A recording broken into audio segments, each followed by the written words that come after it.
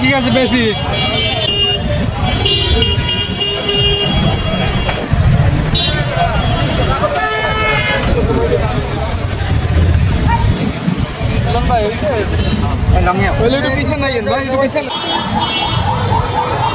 পিছনে না এলে কাম হয় না।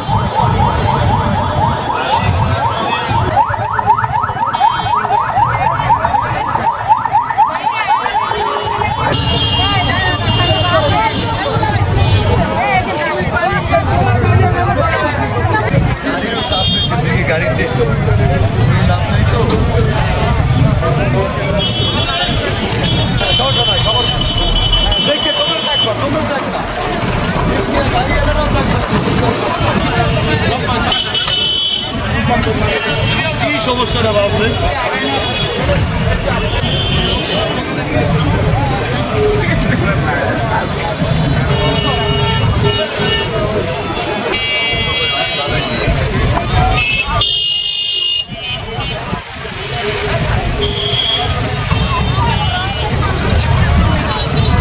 ভাই ভাই ভাই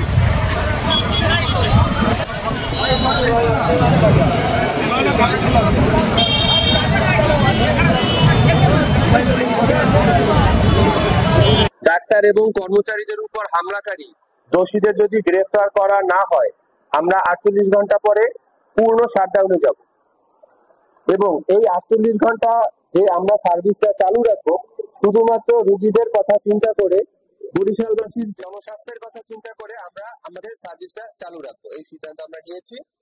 যদি এই 48 ঘন্টা সার্ভিস চালু রাখার মধ্যে কোনো কর্মকর্তা কর্মচারী বা হাসপাতালের কোনো স্থাপনার উপর কোনো হামলা হয় বা কোনো অপ্রীতিকর ঘটনা হয় তাহলে তৎক্ষণাৎ আমরা কর্মবিরতিতে যাব এবং সেক্ষেত্রে যে জনদুর্ভোগ হবে সেজন্য সম্পূর্ণ দায়ী থাকবে হামলাকারীরা।